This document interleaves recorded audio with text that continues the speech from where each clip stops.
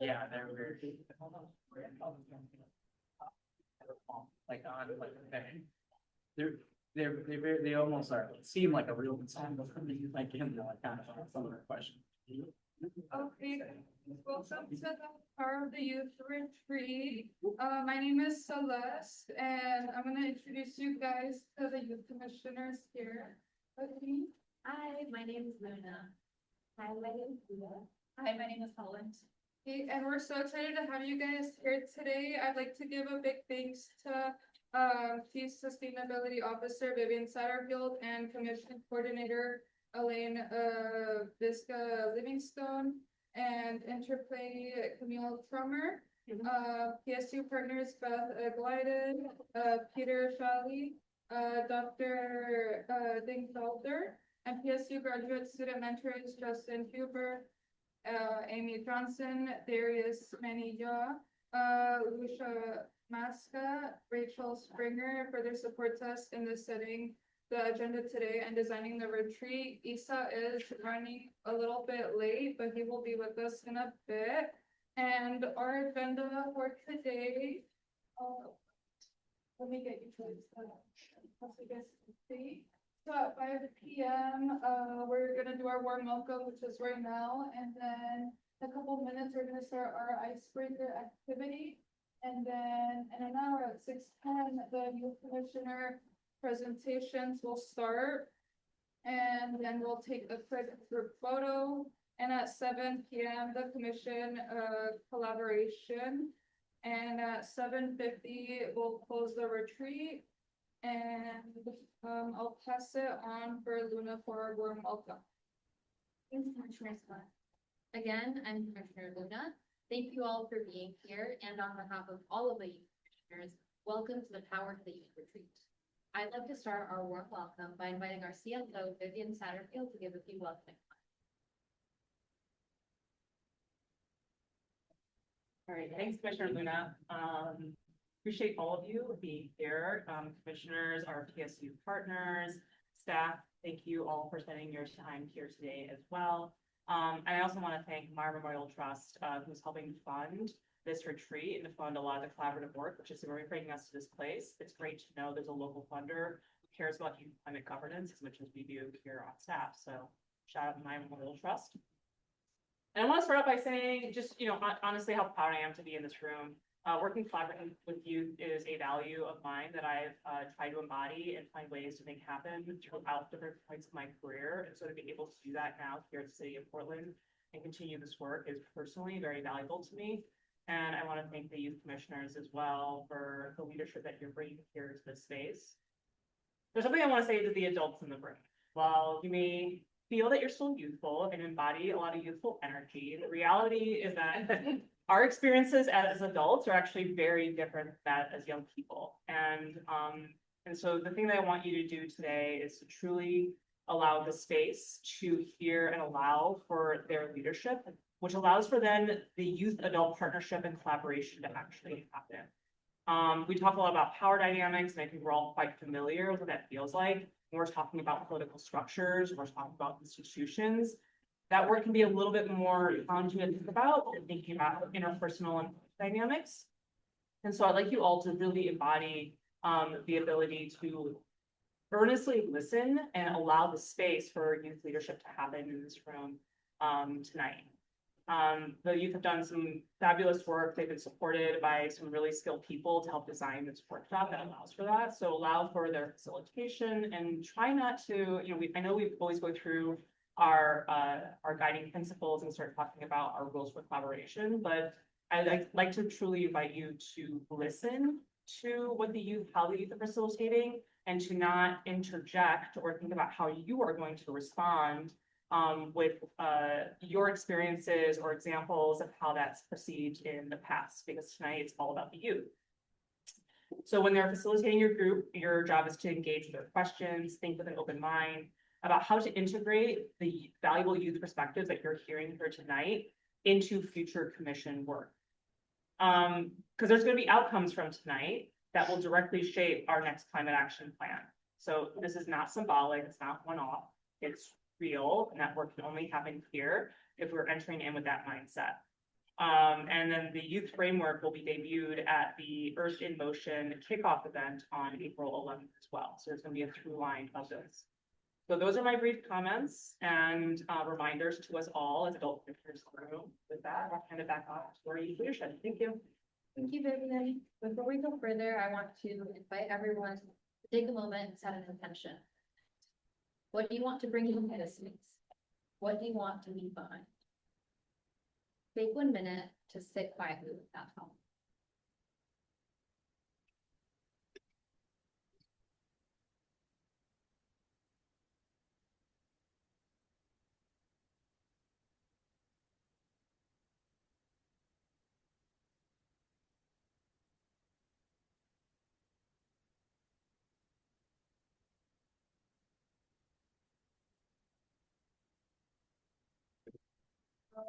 Your neighbor and share your intention.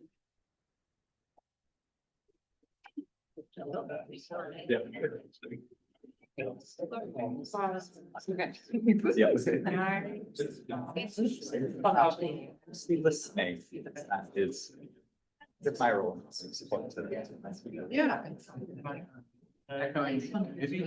Yeah, that was like a lot of the, that's was one of their goals.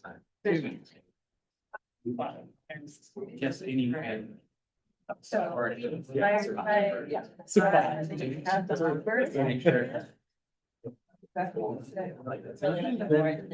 Secondary is. I mean, these houses.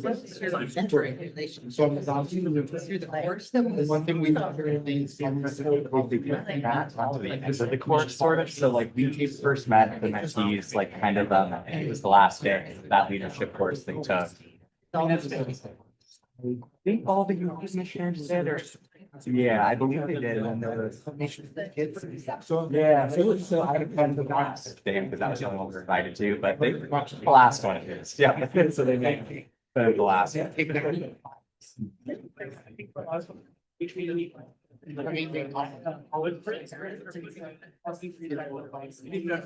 5 minutes on the. Students will tell you. Next month they'll do it in that.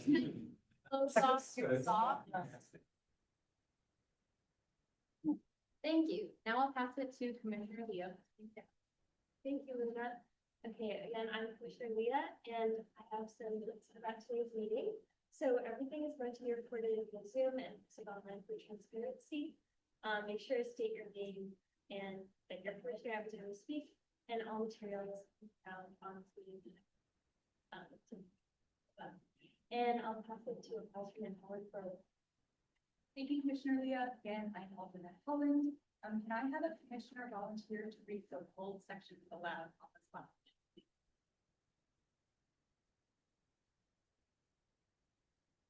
Speak with clarity and focus.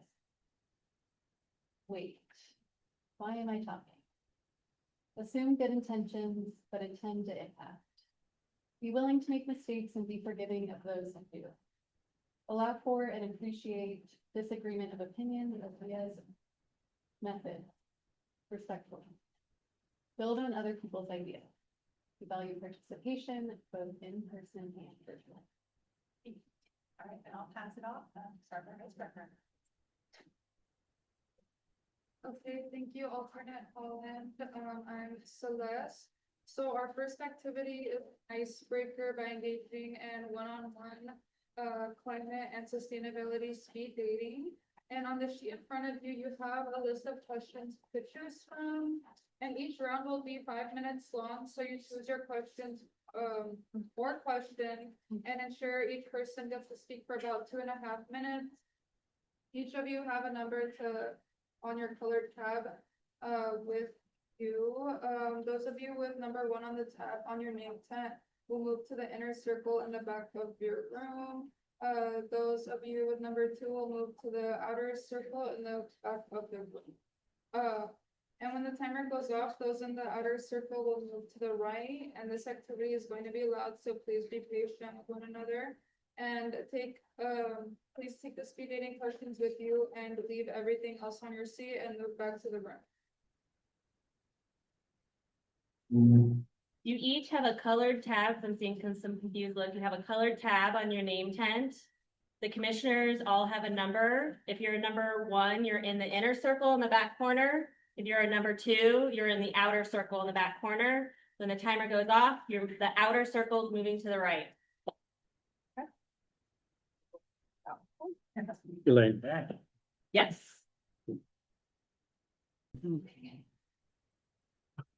No. I like it. I like it. Yeah, I've done a lot of that. I think they chose in a different scenario. Because of.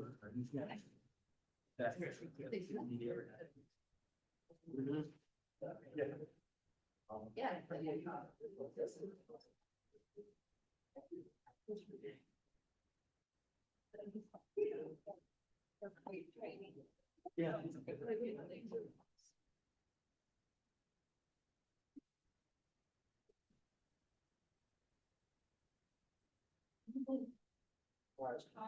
Thanks everyone for embracing the energy of climate speed dating and roller coaster. So each of us youth commissioners have prepared a presentation on our own topic area. And so these topic areas represent our own research, our thinking, and our own voices. So we ask that you receive these the same way. So as you listen, we invite you to set aside what you already know and what you already believe about. Because this is an opportunity to hear how young people are experiencing and understanding the climate crisis. That perspective is exactly what this commission is built around. So make sure to listen for what surprises you, listen for what challenges your assumptions, and hold your questions and reactions with curiosity rather than judgment. And so Celeste will start us off with her presentation on transportation. Okay. Hi guys, I'm Commissioner Celeste.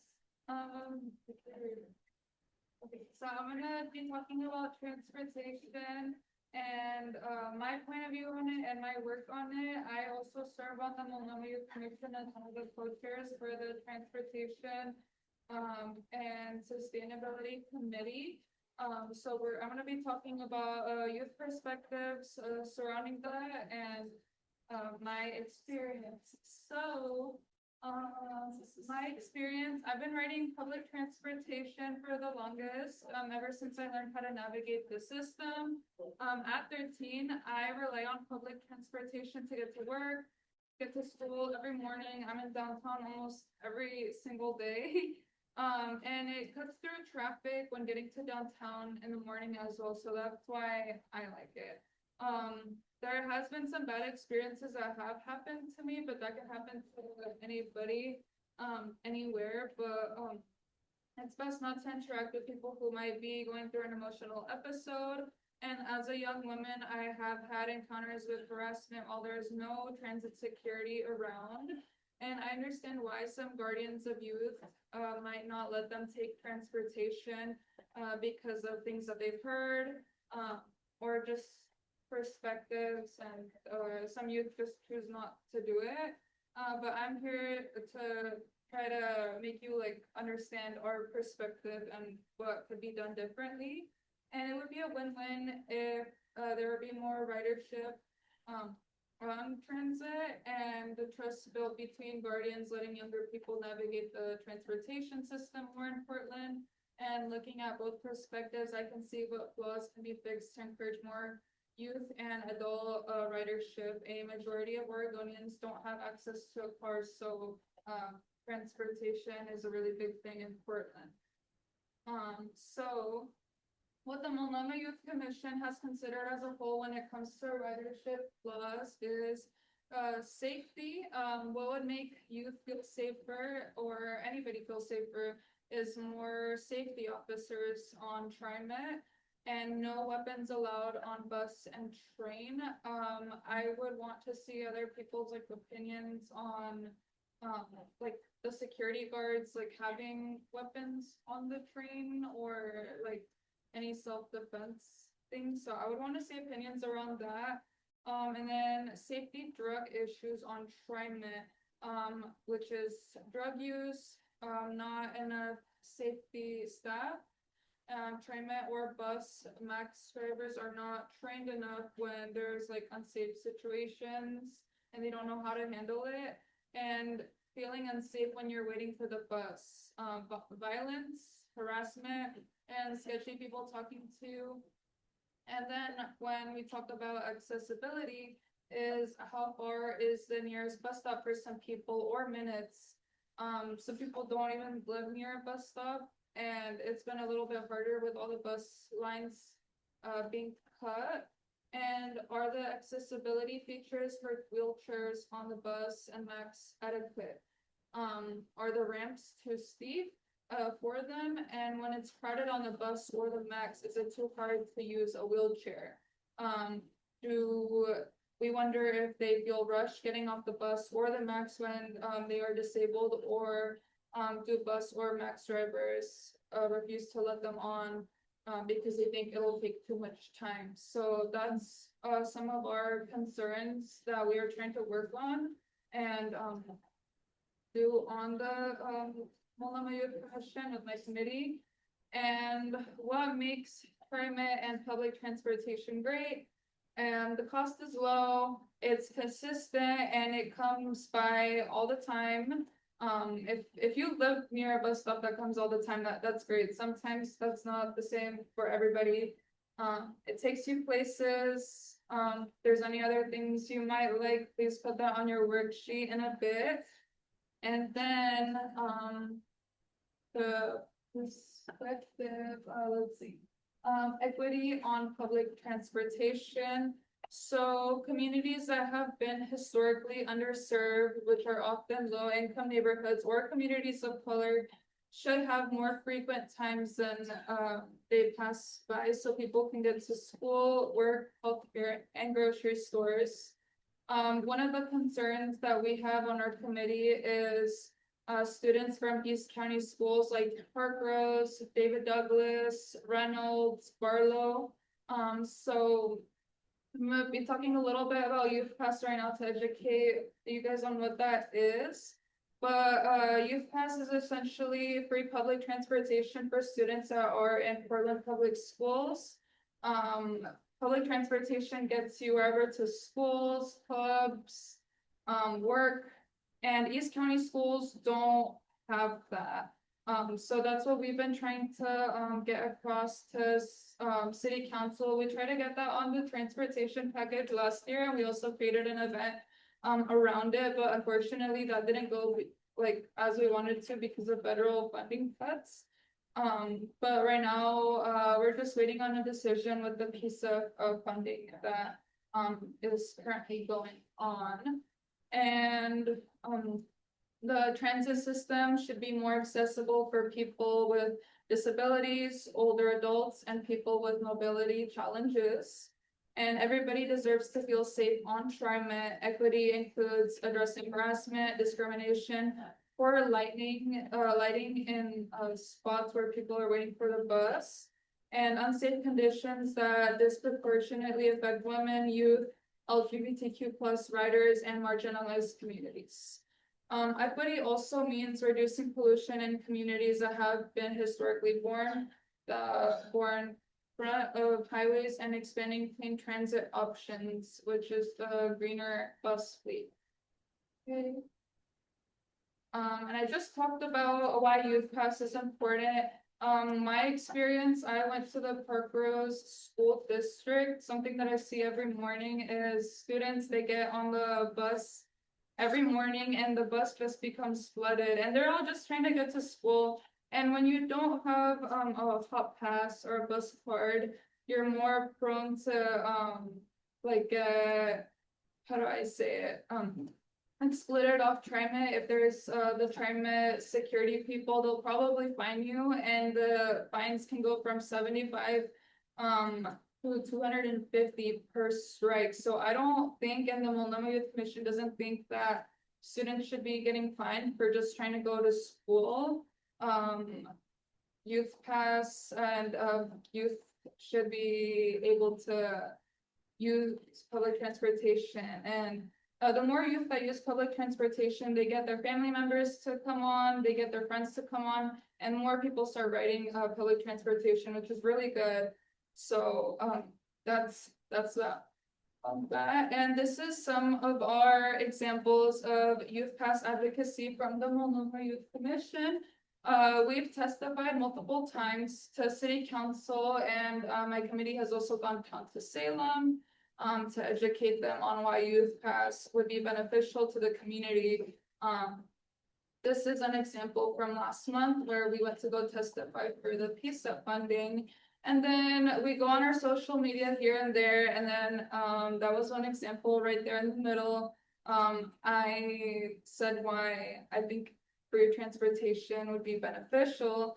And then last year, we did create an event. We partnered with Happy Lucky and 1,000 Friends of Oregon to make it like the event possible. There was free food there. We know that youth love to thrift, and people love to buy little trinkets, crochet items, and just do stuff and drink boba as well. So we created a cute event, and there were so many people that came, and they also wrote on postcards why they would want public transportation. We also have representatives that came that day too, and it was broadcasted on KGW and K2 News. So it was a really successful event. So that was yesterday. And if you'd like to get in touch with us or just work around transportation, overall, like about the safety on it, any like concerns, or you'd like to just get more involved with Youth Pass, you can reach out to us. We're made up of 12 people. So it's a pretty small group on my committee, but they're youth from all across Portland and Multnomah County. So we all come from different districts, and we all have an experience to bring to the table. And you can also follow us on Instagram for any updates if we create any other events around that. But that's that. And I don't know who I'm passing it on next to Leah, to Commissioner Leah.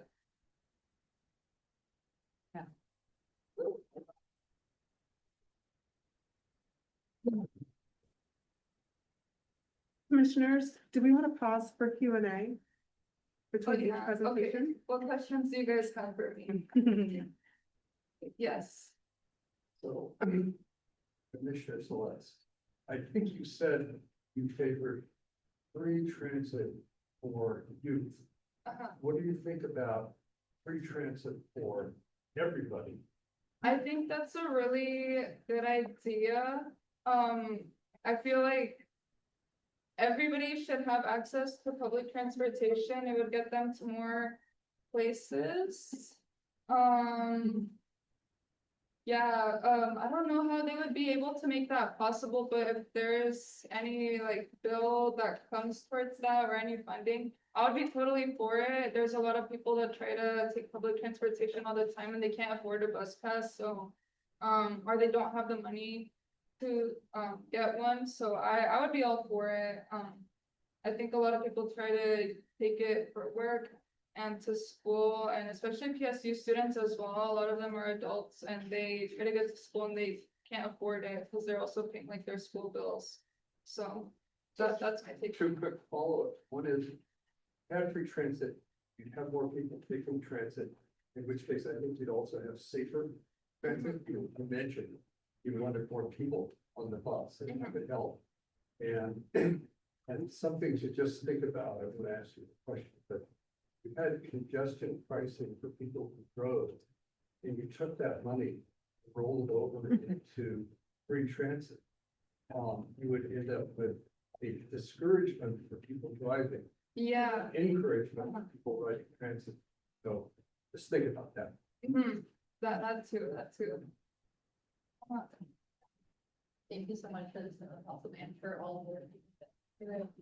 I wanted to ask just about the PISA funding piece. What was kind of the response with it looks like y'all presented about that in front of city council and everything. What was the response to that, and can PISA towards free transit funding or what? Yeah. So they had reached out to us. They wanted to hear more perspectives around transportation, and they wanted presentations around transportation. So that's why the Multnomah Youth Commission went, because they had $15 million to fund, and there was a lot of really great presentations that day. But unfortunately, a lot of the people from city council were sick that day and they just, it was kind of impossible for them to make a decision then and that now. Just because it is a big amount of money. So they've kind of just been sitting on it from what I last heard, and they're kind of waiting on a decision to see where the money is going to be funded. Cause there was like housing projects, bike projects. And then people wanting to fund like the lines that were being cut as well, so, yeah. Yes.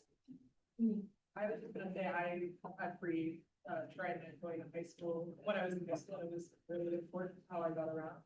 So I'm wondering what the justification has been to completely leave out these kind of schools, and what are some of the biggest barriers or even opposition that you face starting to. Your question is, My question firstly is, why have some schools been left out of these paths? oh, okay, so they are, well, Park Rose is its own district by itself.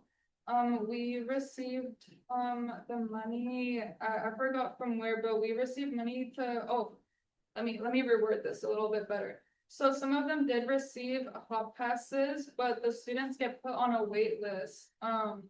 And all these students like try to, sign up to get a hop pass, but they just get put on a wait list and it's just impossible to get one. And then they don't advertise getting a hop pass in the office at schools. So it's a little bit impossible.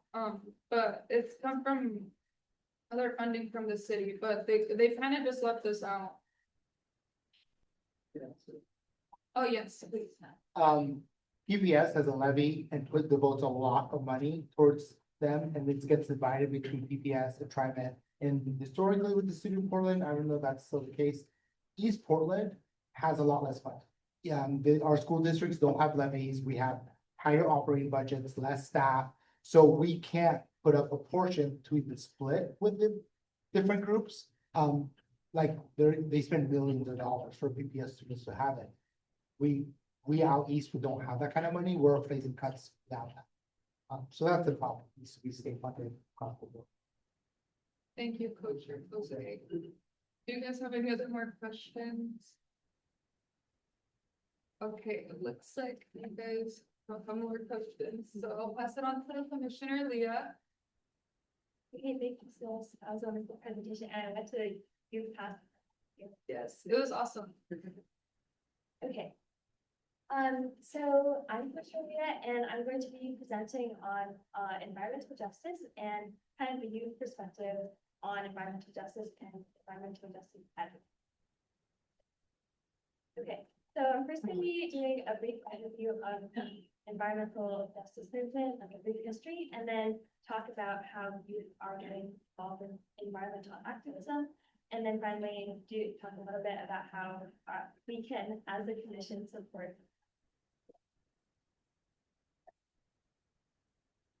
Okay, so the environmental justice movement began in the 1980s in North Carolina with a series of peaceful protests, which were these cancer-causing chemicals. And landfills were disproportionately placing garbage in majority Black neighborhoods, even though neighborhoods made up a very small part of the city's population. They were getting a lot of the garbage dumped there. And so these series of protests and legal action kicked off the environmental advocacy, or the environmental justice movement. And then 10 years later, in 1991, the first National People of Color Environmental Leadership Summit was when the term environmental justice really was defined, and the concept of environmental racism was introduced. And so this was a really, really big summit. It connected over 1,000 grassroots leaders from around the country and from around the world. And one of the really big things it produced was the 17 principles of environmental justice. And so these principles provided a framework for what environmental justice means. And so it talked about things like protecting the goodness of Mother Earth. It talked about protection that should be in place to protect people from the effects of pollution, and a whole host of other things. But I really wanted to highlight three of the the principles of environmental justice because of their intersectionality with other issues. So principle number 5 talks about the fundamental right of people to political and economic self-determination. And this is really important to environmental justice because people who have the right to politically and economically self-determine have agency and ability to advocate and fight for environmental justice and not be put in positions where they would have to work in unsafe conditions. Okay, and then the 13th principle talks about the importance of consent and basically bodily autonomy. And this is intersecting with the environmental justice movement because our body is our most intimate or immediate environment. And so any violation of that by government or any outside entity is the most fundamental violation of environmental justice movement. And then finally, the 15th principle is about the military essentially, and of course, war is one of the most environmentally destructive things that we do as people. And so yeah, these are some examples of how the core tenets upon which environmental justice was founded on are intersecting with so many other issues. And another example of the intersectionality of environmental justice is really, really well highlighted by Van Jones, who is a lawyer and civil rights advocate. And he talks a lot about something called a culture of disposability, which we have in the United States. And he talks about how in our country, which is so driven by the market and consumerism and making products that are cheap and convenient, basically we are producing a lot of waste. Like 30% of household waste just from packaging. Seeing your iPhones replace every couple of years because of planned obsolescence. You see it in fast fashion and over consumerism. And so it's surrounding us. And basically he talks about how this culture of disposability extends beyond the things we interact with, like in a physical sense, and into the way we treat people and human lives. And because this culture of disposability is so prevalent, we treat humans as their lives is disposable too. And he highlights in this TED Talk he gives that the US is 5% of the world's population, but 25% of the world's prisoners are in the US. So 1 in 4 prisoners are in the US. So if we're treating our people as disposable and, you know, if we're saying they can make one mistake, you end up in jail, and we're treating people as disposable, we can't even begin to think about sustainability and like making sustainability policies when we don't even value our people. Thank you. And I think this culture of disposability and how it applies to human lives is relevant in so many places in Portland. This is a picture of the Albina neighborhood, historically black community. I'm sure you've heard about it before and after the interstate was built directly through the city. We see it in the CEI hub, which continues to exist despite the existential threat it causes to our community. We see it in the way we are able to ignore the islands that are not impacting us, or countries like Malaysia and Indonesia, which experience terrible pollution as a result of taking developed countries' trash. The thing is, this culture of disposability is not just the only reason for the environmental problems that we face today. It's really the corporations and the industries that have led us to this place, and it's their prioritization of selling goods at the lowest possible price with the highest profit margins that have led to these, things like disposable and cheap one-time use, items. And, the Keep America Beautiful campaign is an example of a campaign that was founded by the leading packaging industries and beverage companies in the fifties. And the whole idea of the campaign was to convince Americans that pollution was their fault. And despite the fact that they were the ones who came up with these like packaging and these one-time use cans, they blamed Americans for dirtying the streets and dumping waterways. And in doing so, they kind of instilled a sense of guilt into people and made them scared of taking collective action. They told people, it's your fault that the streets are getting polluted, and the only way you could fix it is by taking individual action and doing your part and keeping the streets clean. And while that's important, it prevented people from like coming together and taking action. And so with that in mind, I think it's really important that we know that in the face of all this, the youth are really passionate about collectively organizing and taking action and changing the system that got us to where we are today and the culture that got us here. And so I wanted to highlight some examples of youth advocacy that has been going on. So this is at CI Hub Rally. These are high school students, I think mostly from Lincoln High School, which is my high school. And we showed up to the rally and we sang and we had signs and we testified. There were a bunch of student walkouts a couple weeks ago for Testing X. And then this is Constellation Climate Policy, which is a project that bridges the gap between legislators and youth by aiming to have like conversations to inform policymakers on what their younger constituents who can't vote yet prioritize. And then there's many other ways not listed here that if they're taking action, the PSEF money is being really, really well utilized.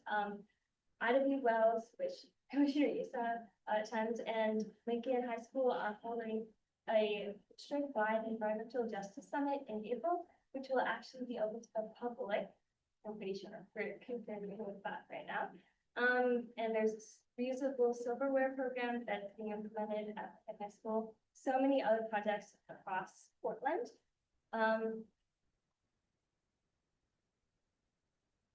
Okay, and then just a little bit on how the commission can support this work. The most important thing, I think, is just to maintain where the PSEF money is going right now, not diverting it to other places. Supporting funding for green job pathways, and I don't think it's in the authority of the city, but climate curriculum and education is doing that.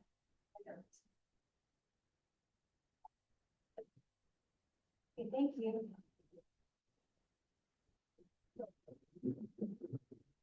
And then, about how, and this could be for anyone in general, how you feel that your school environment has helped or hindered your ability to do it. Kind of what that looks like. I feel like with work in the school, there's a lot of bureaucratic hurdles to get over that. I think like, especially with the reusable silverware program I mentioned, there's just like, you have to talk to tuition services, but then you have to talk to the level up because you're not allowed to talk to people at the school, and then you have to talk to people in the office. But there's just like a lot of steps to go through, and it takes a lot of time. But there's a lot of effective organizing going on that involves connecting with video.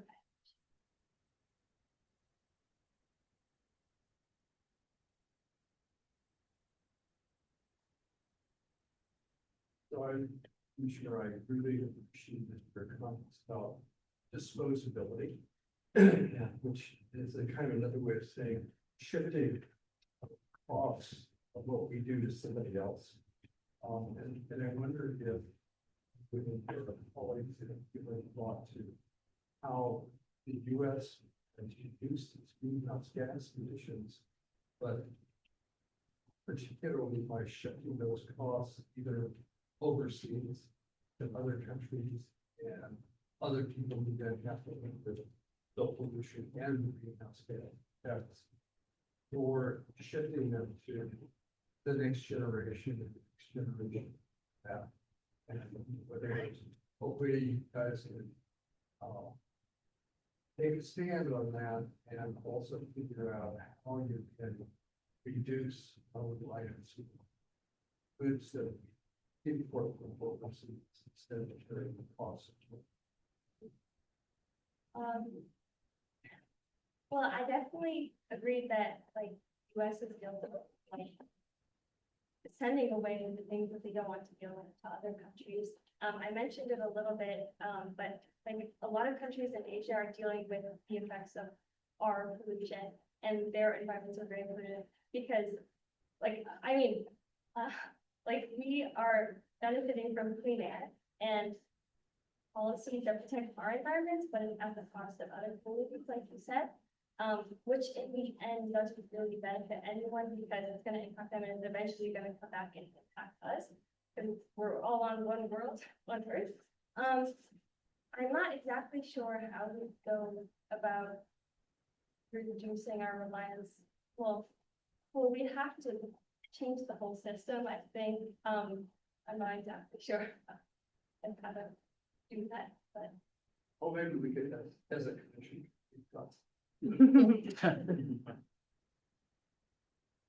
Hi, Commissioner Charity. My kids both went to Sunnyside Environmental School, so they had environmental justice curriculum.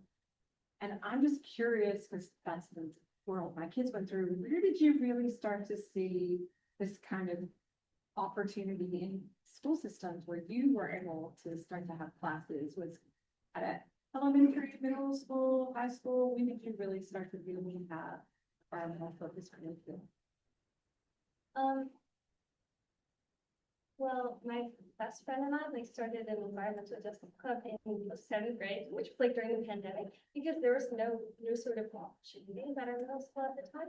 And it wasn't until high school, actually this year, I'm in my senior year, where there was an environmental justice class that was made available. The only other times we talk about or have climate change focused curriculum is in our science classes, and it doesn't have like a justice focused lens. It's very like science heavy. Yeah, but Not a lot of opportunities, really. not a lot. And I think my school is very unique in the like environmental justice class it has. It's one of the only in the industry. In one of our Commissioner Stephanie, in one of our presentations about consumption-based emissions, you might remember a graph where he had showed which things, and at the top was food and beverages. So, and that intersects with your culture of disposability. I wonder if you can imagine, or if you've discussed any counterpart to the youth pass, like a single thing to really push for that would reduce disposability in the food and beverage aspect of what we produce here. This is a big climate emissions situation. So maybe youth could lead the way. Yeah. Sorry, what was your question? Well, I'm thinking, like in Germany, the bottles are regulated to be a certain set of a few sizes. And every bottle gets not ground back in the glass, but literally reused, washed, and it goes back to the brewery or the soda place or whatever.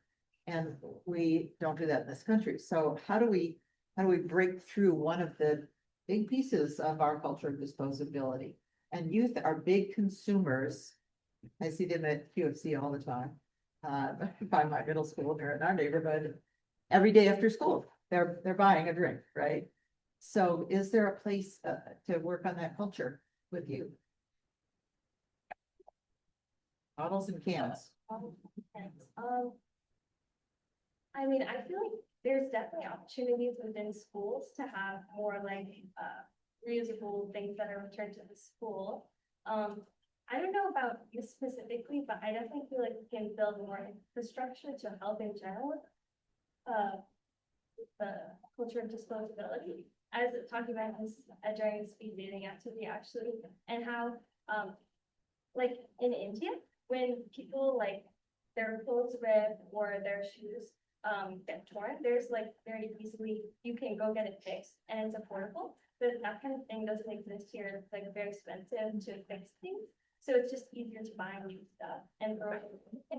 So I think we can need more or like more resources to fix things instead of throwing them away.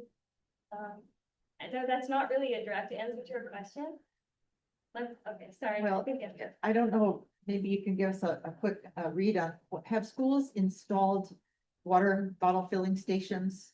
Is that a general thing now? So that's a big infrastructure improvement. Yeah. And so like when you come into the Portland airport, you know, you should just have your water bottle. In San Francisco, you can't even buy, I mean, there, water in plastic. There's no plastic water bottles in the whole San Francisco airport. Yeah. Yeah, Not water, covered paper. I'll think about it. But if that's a regular thing in schools, that's good to know. Thank you.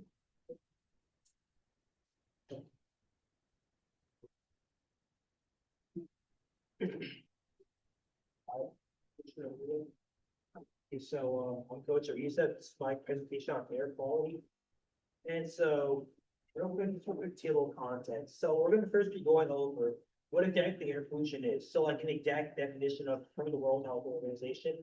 Then we'll talk about specific health impacts, both short and long term. Then we'll be talking about a specific source of air pollution, especially ones that are really big deal and forward. Then we'll move on to a Q&A. So, according to the World Health Organization, air pollution is contamination of the indoor or outdoor environment by any chemical, physical, or biological agent that modifies the natural characteristics of the atmosphere. And so over here, I've just shown like specific air quality that are bad for air quality. So up here, you can see this comparing different particulate matter to air quality. So a human hair is typically 50 to 70 microns. And as you can see, things like PM10, PM2.5 are a lot smaller than that. So the number of apps essentially just means size. So PM2.5 means the particle is 2.5 micrometers in size. These ones are especially dangerous because they're really easy to get in the lungs and they're a lot harder to detect than other particulate matter like PM10. And so PM2.5 would be things like combustion particles, organic compounds, metals. PM10, which is slightly bigger, would be stuff like dust, mold. And as you can see, it's also comparing the size of those to find these samples a lot bigger. So it just shows how small these particles are, how easy they are to get into the lungs. And underneath that is the air quality index. And so Portland air quality generally ranges from 0 to 100 on the air quality index. But when wildfires happen, it can range going higher than that. And so when you look at websites like Purple Air Monitor or the DEQ monitors around the state, you can see how it shows this index over there, and it shows just how air quality is in specific parts of Oregon. So about health impacts. So there's both short and long-term health impacts. For short-term health effects, there's headaches, irritated eyes, sore throats, chestitis, shortness of breath, lung inflammation, and swelling. There's also bigger impacts like increased risk of heart stroke, heart attack and stroke, increased risk of respiratory diseases, things like COVID-19, H1N1, the common flu, things like that. The risk of that is drastically increased by poor air quality. Also, poor air quality worsening existing lung conditions like asthma. And asthma is actually a leading cause of death in lung condition in Portland. But I think the rates are 11 to 16% of asthma in Portland right now. So it's a very big deal, very large health impact in Portland. And for long-term health effects, there are things like lung disease, like bronchitis, emphysema, pneumonia, and things like cancer, lung damage, and premature death.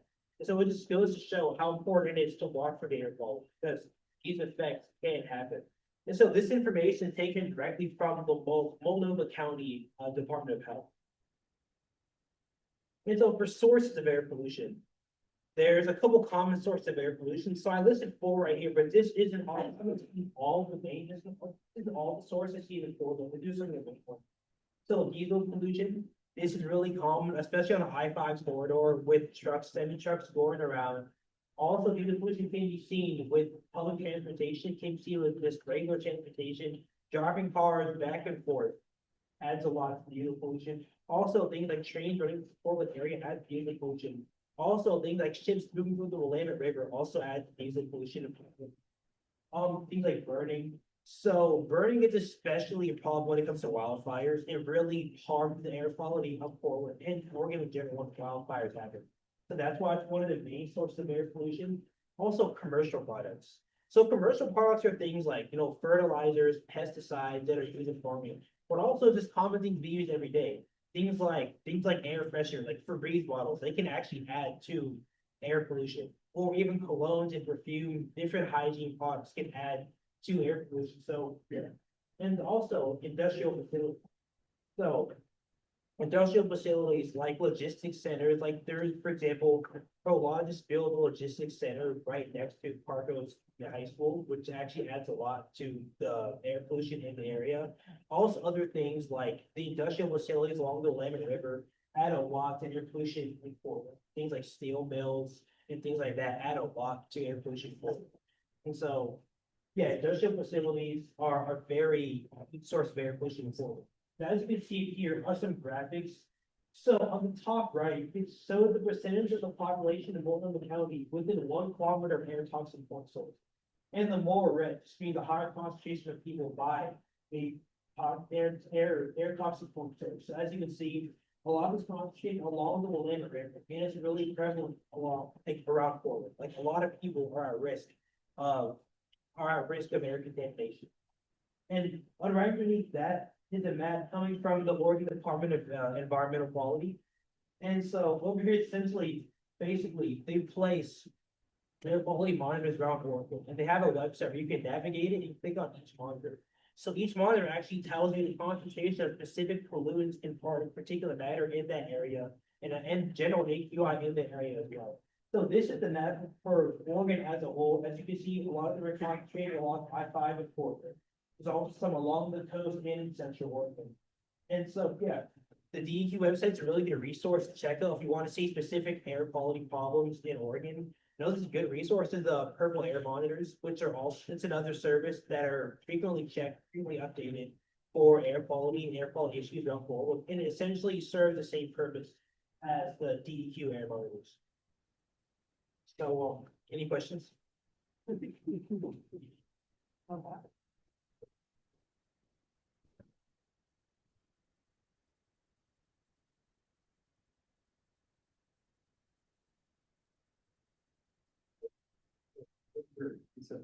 Did you, in your data sources, connect the intensity of air pollution with low income neighborhoods? Well, you mean like the specific source, like the DEQ and the. Well, the website doesn't specifically say they're by areas of low income. But if you were to put a map of low income areas side by side with the air quality issue, you'll notice a huge correlation.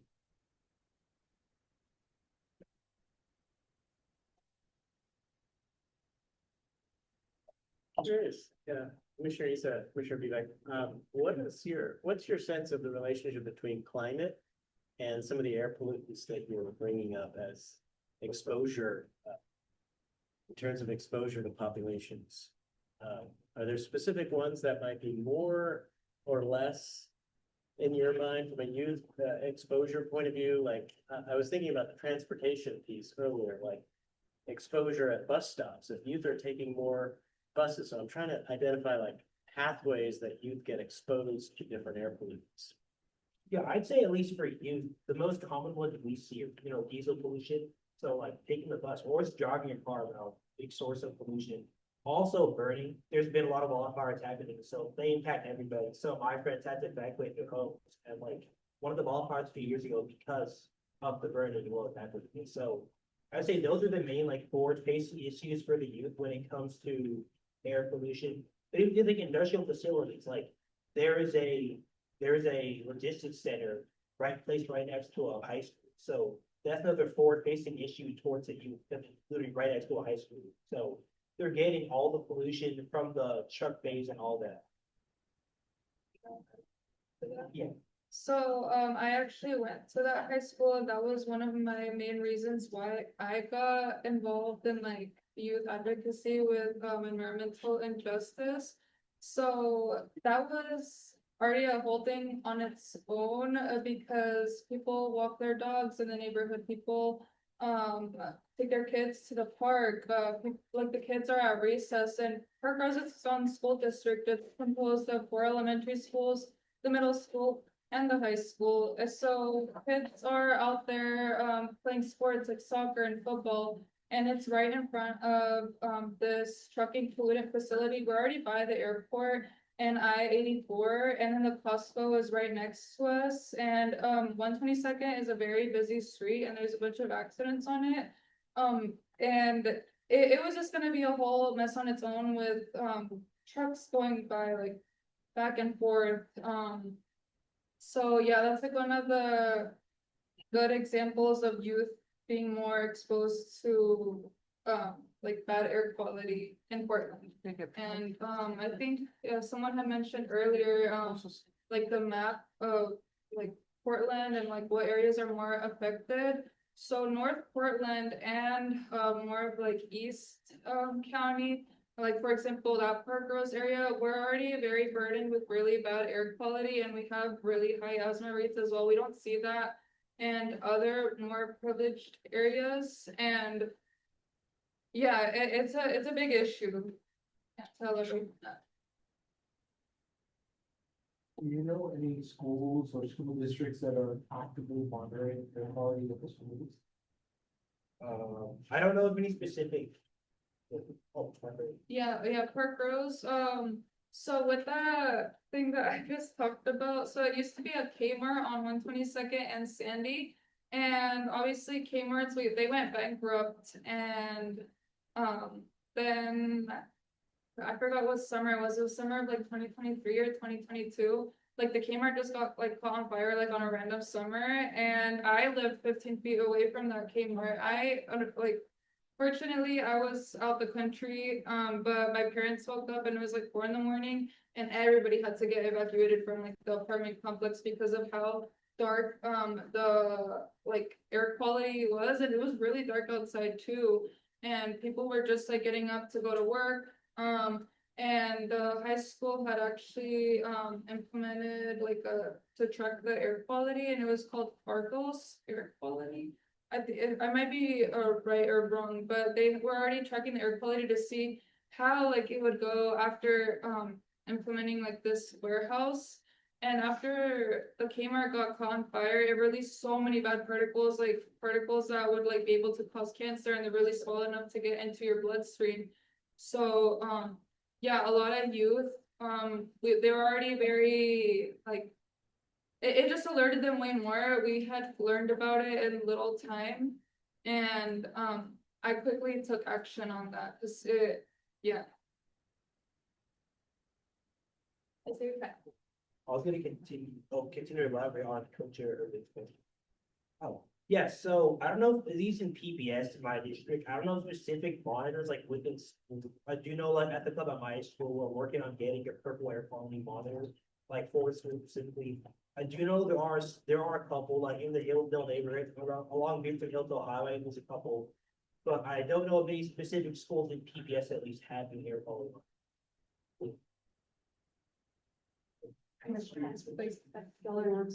For the last session. Was it one question? I was just giving them guidance. Y'all are so well informed on this, but I was wondering just with air pollution in particular, it's so hard to obviously like really see what's unfolding until you're being directly impacted by asthma or by like a wildfire or by these different pollutants and everything. So what are either some, are there groups that are doing education or communications on this really well, or like how, because it seems like it's hard to get involved until it's directly affecting you sometimes, like what groups are doing a good job of providing education on this in addition to tracking it? Yeah, so it's one organization I work with called the Neighbors for Clean Air. They do a lot of presentations, like it's on Park Rose, I believe, it's some out of well. We do well with Lincoln on the presentation as well. And so they do a lot of education to the youth, especially when it comes to air quality issues. also other organizations like Sunrise also work with air quality. And so, yeah, there's a lot of organizations that come together when it comes to things like air quality. And it's like an intersectional issue, so even like organizations that like aren't specifically tailored to air quality, like Friends of Trees, for example, they still do some air quality based work. Say the name of the neighbor's name again, because they're really big. Yeah, Neighbors for Clean Air. Neighbors for Clean Air, yeah. They work with a lot of the individual neighborhood associations and neighborhoods to get buy-in locally, and their data is actually better than we use.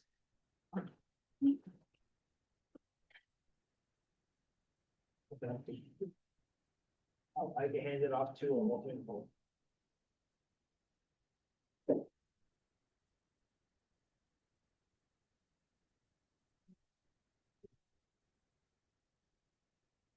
Hey, hi everyone, again, I'm Holland and I'm gonna be talking about intergenerational education.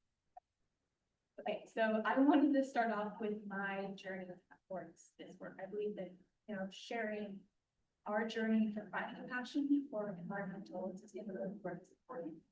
It's inspiring at least for me and reaffirms my own passion. So this is a photo of me as an elementary schooler working on a project about paper and plastic. This was just my original focus. My mom has been involved in sustainability since I was 5, and so this has been a big part of my life ever since. I remember during the first weeks of my freshman year of high school, I walked to an informational session of some sort at school, and I sat down, and one girl said to another, I go to all of us, that she had no idea how to think that in the crisis. She felt disconnected from it from education. Even figure out a way to begin volunteering, local organization, get involved. And her friends responded, the most important step was just showing up. So whether you're showing up for a volunteer event, educational event, or fun fair, that's the hardest part. And once you start showing up, you are able to begin making a team. And this advice has stuck with me for 4 years now. I'm still talking about it too. And I've done my best to show up to new events of like the SXP and find them. So I believe that intergenerational communication connects to education in a powerful way. Education, at least as a youth, is often associated with classrooms and textbooks, a very formal instruction, but at its core, I believe that education is about how knowledge is transmitted and transformed over time. Some of the most important knowledge about sustainability and our environmental work does not only exist in the academic settings of schools, but it lives in personal experience as well. Intergenerational communication is about how our knowledge travels over time. So older generations carry memories of environmental changes, our past policy fights, community organizing efforts, and even mistakes that have shaped where we are today. Those are really important as well. If we don't share this history, we repeat the same cycles. So intergenerational communication gives context to the problems we're trying to solve. And at the same time, younger generations are being educated in different ways, some similar. We're learning about a world shaped by climate science and frameworks and digital connectivity, new tools, new data, and new ways of mobilizing. But I believe that education works best when it isn't isolated within one. When we intentionally create space for conversations between generations, education becomes collaborative. It becomes a two-way exchange rather than a top-down transfer of information in a formal setting. So younger members can ask questions and challenge assumptions, but also they bring other wisdom to the table. Older members can share that wisdom, that long-term perspective that we so much love. Sustainability is inherently intergenerational. The decisions made decades ago still affect us now, and the decisions we make today will affect people not going into the future. Education helps us understand that long time. It also teaches us to think beyond our own lifetime. Next year, I hope to study education in college in order to bring this to the classroom with you as I go forward. I also want to talk about why dialogue specifically matters in this process. So dialogue allows lived experience to occur. So for older generations, that might include experiencing extreme weather events as a result of climate change, navigating the economic transitions that come with this, or organizing for climate advocacy in widely popular social media or other platforms. For younger generations, lived experience might include growing up with climate anxiety, social media activism, or feeling the urgency of deadlines like 2030, 2050.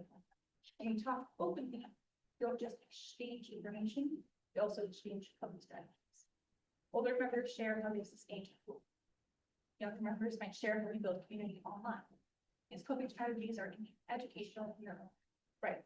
Dialogue also generates ideas for actions. When we combine historical insight with new technology and local knowledge, case applications, urgency, we create stronger strategies for the future. And I believe it's vital that we work in partnership and not parallel each other, so that this becomes collaborative work. Intergenerational communication leads to increased resilience and is vital so that our actions are smarter, more inclusive, and more sustainable. Thank you.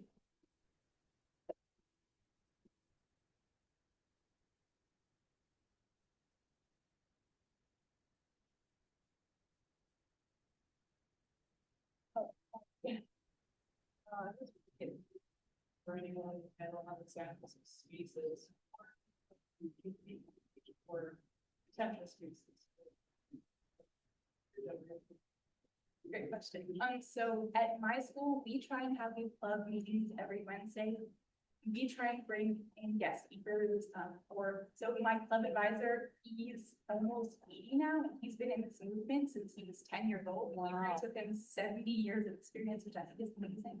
So sometimes he has his own friends come in or other people that you know. He's lived an incredible way. So that's one example of a way club meeting spaces. Kind of dovetail off that. Where do you envision more settings where you're not just bringing in folks from other generations into youth spaces, but more youth going out to other settings? Do you have any thoughts or examples? That's a great question. I think the most important part is kind of being sharing awareness spaces. So like there are open spaces, like even this is an opportunity for you to come and listen to FCC meetings. So I think sharing awareness in spaces is the most important stuff. Yeah. So do you have any suggestions for how we accomplish intergenerational dialogue within this condition? Within this, yeah, I think, like I said, personal experience is really important. I think once you understand someone's background, you better connect on a level and better talk to them. So this is a great step that you've led in the trees and often stuff towards learning about each other. And that's an important step. I know we also, some of us have 1 year limits. And so kind of building a framework so that future youth, as they cycle through, get to know everyone here, feel confident, share their voice. It's important because it won't be us. It'll be the next generation.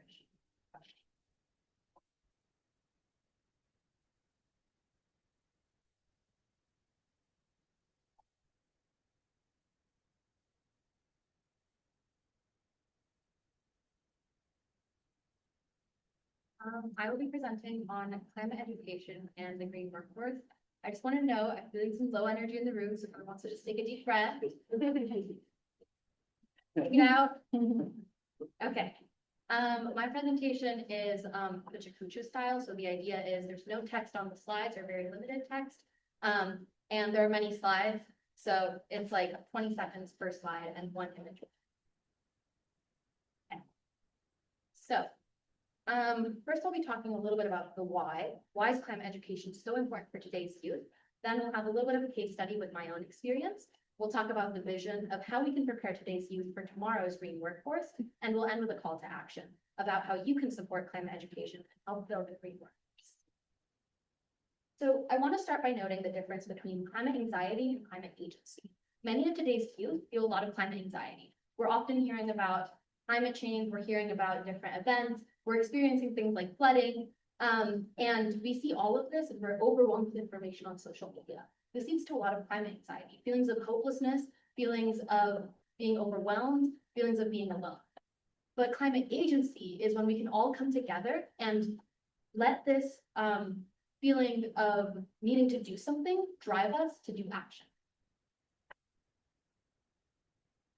Often, current climate education focuses on learning about what's happening, but it can often feel like learning about a fire while standing inside it. We as youth need tools, not just facts. Youth want to help, but often don't see the bridge between their care for the planet and a career path that they're interested in that can help the planet and that actually puts their skills to use. Climate education needs to be rooted in environmental justice, specifically for underserved communities. As we're learning about climate change and the events that are happening in our world, we need to learn about how they affect different groups, what we can do about it, and how different systems of power and justice come together to create that impact. Personally, I'm part of and am now a leader of the Catlin Gable Environmental Action Team. I joined my freshman year, and I became a leader last year. I learned to transition from discussing climate change in classrooms to actually managing a team focused on tangible local impact. We have a tiny forest on campus, which is the second west of the Mississippi. We planted and that's over 600 plants in just 2,000 square feet. The idea there is to follow the Miyawaki method, which means that building this community of plants of sorts, we're able to create these complex nutrient networks that the plants need to support each other. I've seen that as a metaphor for how we need to work together to address the climate. Because when we put all of our resources together and are able to work in partnership as opposed to in parallel, we're able to make real change happen. We also have a pollinator garden, which is over 600 square feet. We have 2 wildflower gardens covering 5,000 plus square feet. We composted over 10.7 thousand pounds of food waste, and we hold a merch swap every year. This last year, we had over 200 items given away. The emphasis is on bringing students together, getting them outside, and helping them see visible progress. Personally, a project that I was pursuing was the Seed Hub project. And so I was working to create green spaces in Portland to benefit underserved communities and teach students about STEM. The idea here was to give students the facts that they need, give students the spaces they need, and empower them to see their own futures in climate action. I started, and I'm still sort of getting off of this part of focusing on data-driven restoration. So I created a machine learning model, an XGBoost model, that uses data from the same Oregon.gov website that Co-Chair Issa was talking about to get that air quality and figure out which neighborhoods are most in need of green spaces. It took months to gather this data, many frustrated moments coding, but I was able to learn more about what is happening in our communities and what we can do to address them. These are some pictures of the environmental action team's work. And so you can see that we really want to get students outside, because when they're outside, they can be sharing these feelings of anxiety, of hopelessness, but they can also see that they're putting these plants into the earth and they're able to watch them grow over time.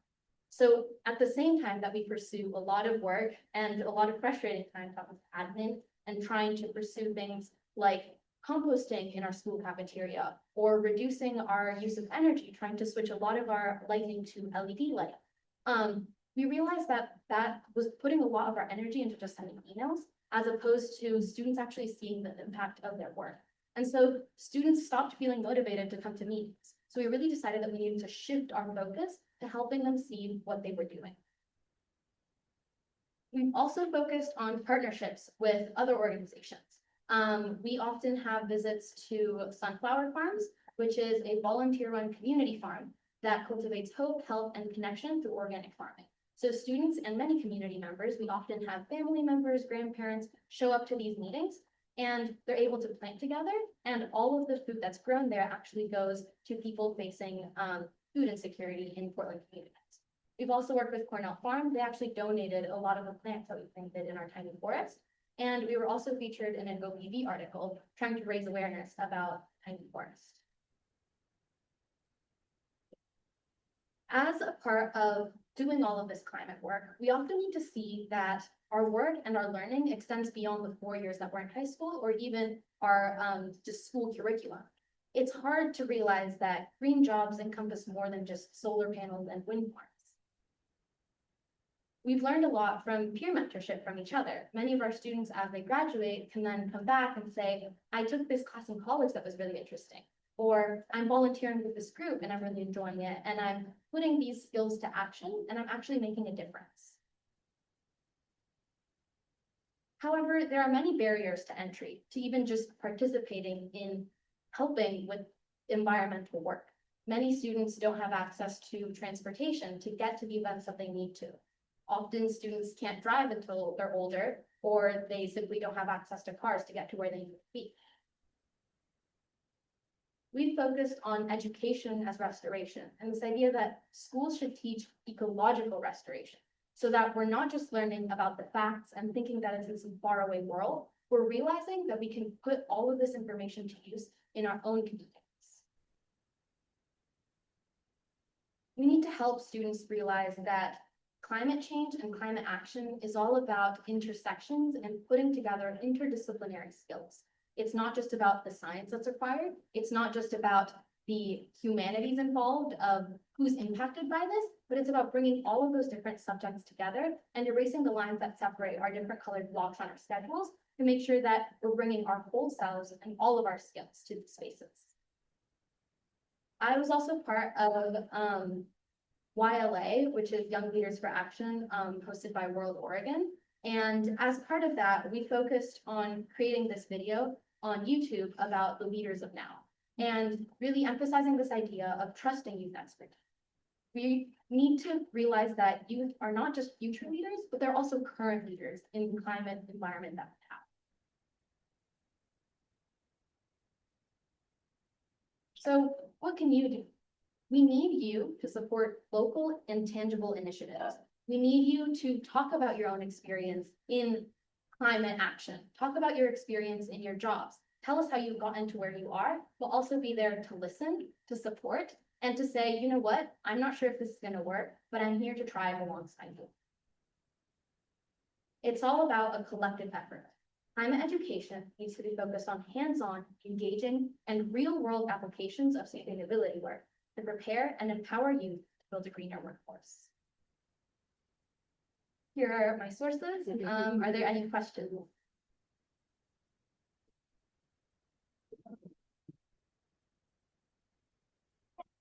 Outland Gables, a private school, so you probably didn't have the bureaucracy to deal with to make all these decisions about what you plant and who will take care of it, what happens in the summer to the plants.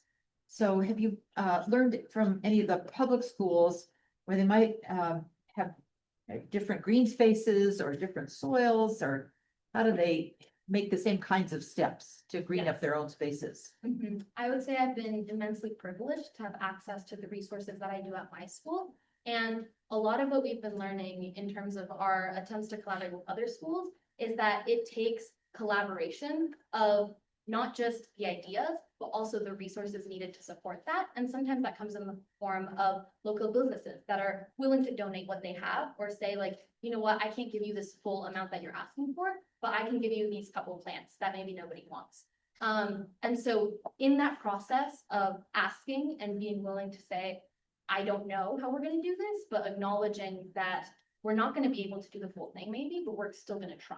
I think that piece of we're going to persist, and like climate change isn't waiting for us, right? We need to step up and we need to do it now. And so being able to come together and share whatever resources we have access to has been helpful for us in that way. And just a quick follow-up. There've been many summer student gardens initiated. There's a great community garden program in Portland, et cetera. Summer is the big barrier to getting the plants healthy across, you know, from, especially if they're permaculture or they're, you know, trees and bushes. So how have high school students solved the summer care issue? In my club personally, we've had student volunteers that will come in over the summer to do that, and different sign-up systems. But a lot of it has also been focusing on plants that don't need as much care in the summer and that can actually thrive in the current environment that we have, as opposed to trying to plant plants that we know aren't going to do well. Smart. Yeah. You mentioned green jobs. That's for you in front of your panel.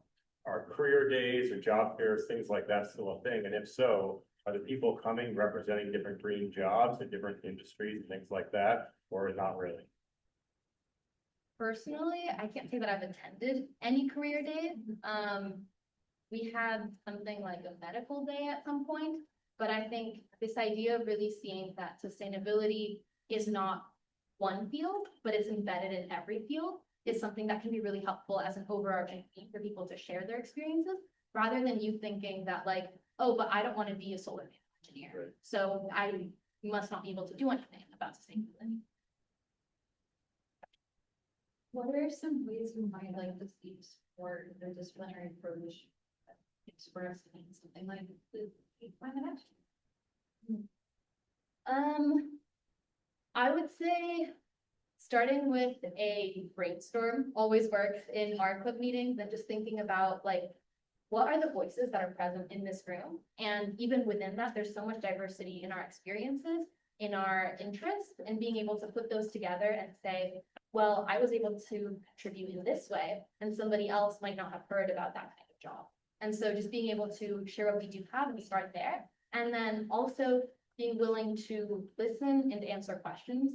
I think youth often get their questions shut down. Teachers sometimes say like, we don't have time for that in class, or that's not the priority, or you're thinking ahead too much. And so being able to sit and have open conversations about that can be really. Final question over here, because I know we're short on time. I was curious, you mentioned your coming project looking at air quality and make this, you finished that research and if you have any insights you could share. I would say like most research, it's never really quite done.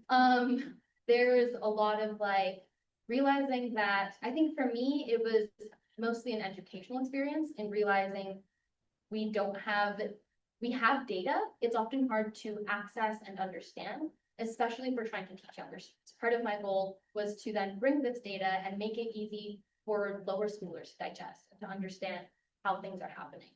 And so I would say we often get stuck in this mindset that data is really important, and it is. But there's also that piece of how are we communicating that data, and how are we actually getting youth involved in understanding what that means for our community. I think we can stop here.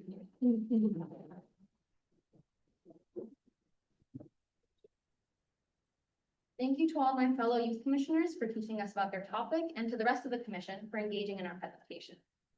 Now we're going to take a short, maybe put it to a 5-minute break. But first, Stephanie Yao Long is here to take a group photo of us.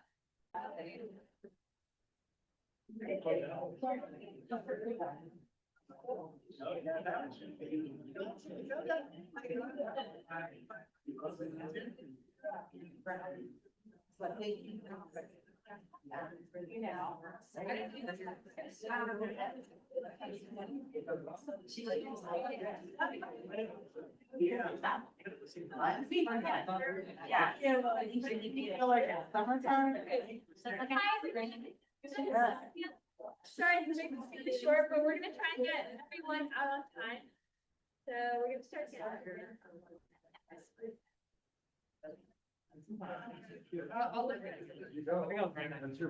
Extra job. Okay. Today's. You know that Travis doesn't want it. Huh? Travis doesn't want it. Oh, I know. They don't want, even if you make the money, they make for people paying. Unfortunately. You know. I think you might be right. My wife used to live there. They're just scared to death. And the legislators that they fight. They're also the same. We're gonna continue on back for the night. Yeah. For our last activity tonight, it's gonna be some commission collaboration. So before we dive in, this exercise belongs to us as youth with you all in support. So the outcomes from tonight will be to shape a youth framework for the next climate action plan. What you can hear actually matters and will be used. So as the Dole Commissioner is engaging with the exercise, you want the name from clearly. The goal is not to bring your existing priorities into the room. See your opportunity to listen and learn from our youth experience, expertise, and leadership, and engage in equal dialogue. We ask that you follow our lead and lend us your thoughts. So each of us youth commissioners will facilitate our own small group based on our presentation topics through the worksheet, which is individual reflections, group discussion, and identifying key themes and principles. Each group will have time to share at the end, and please turn in your completed worksheet at the end. Use it go directly into the building youth framework for the next climate action plan. So Each of you have the colored tab on your name tag. Please move so according to your small group. So first, the groups are, so for blue color, the group is transportation led by Commissioner Celeste. For the color purple, your topic is climate justice led by Commissioner Leah. For the color yellow, your topic is air quality led by me, Co-Chair Issa. For the color red, your topic is intergenerational communication led by alternate Holland. And for the color green, your topic is climate education and green workforce led by Commissioner Luna. So you just group together according to the color you have. Excuse me, could you explain youth framework for the climate action plan? This has not been laid out for us, I guess, as the whole commission. Can we understand what that phrase means? Thank you, Commissioner. So a framework, right? The youth commissioners have provided their lived and professional expertise related to their subject matter expertise. And what your job is to attempt to co-create together as a commission is some sort of framework that you want to utilize that is informed by what the youth commissioners have presented today that can help with decision-making related to the climate action plan. So if those are, for instance, key principles, core principles for transportation, for air quality, for environmental justice, what does that framework look like if you were to co-create it as a commission to help guide your decision-making for the work that you'll be doing over the next many months? Does that make sense? So the framework is not prescriptive at this point because you have to co-create it in collaboration with your youth commissioners. So it's just a way to kind of think about some type of output that can guide your decision making. Make sense? So high level values.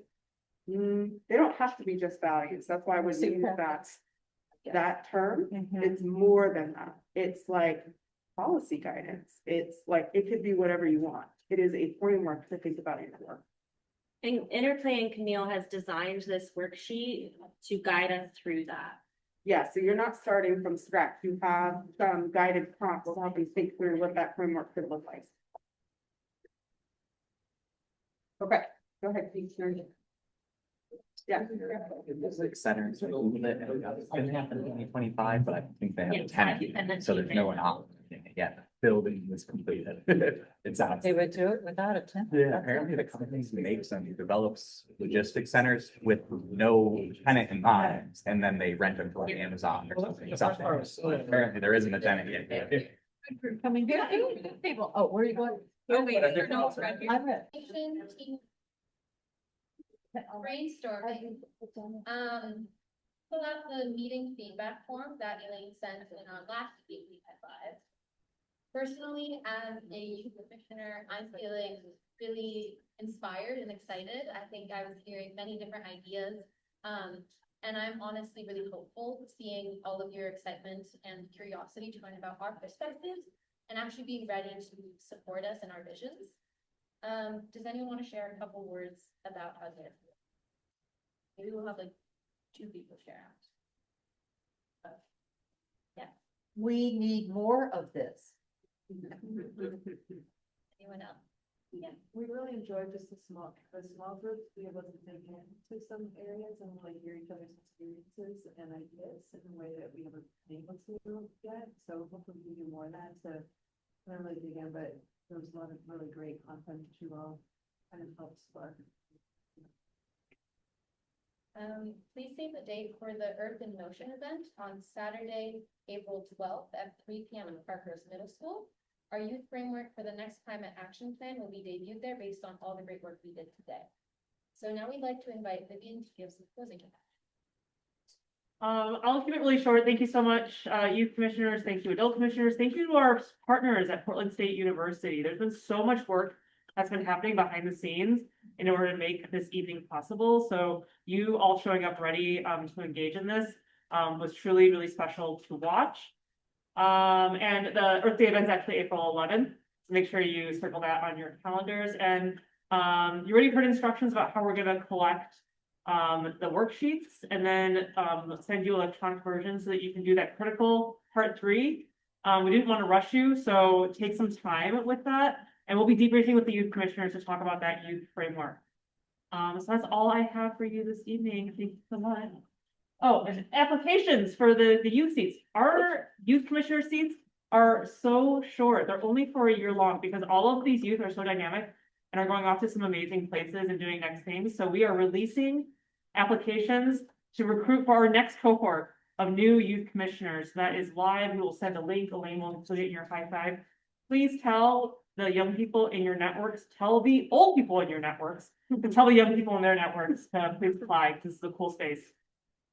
When is the deadline? The deadline for that is March 23rd. during spring break, so lots of time. Definitely be thinking about volunteerism. Through September. It starts in June. Yeah, appointments, we're aiming for appointments in June. All of that will be online in a link. Oh, I'm a sophomore in college. Okay, thank you, everybody. No, Yeah. no,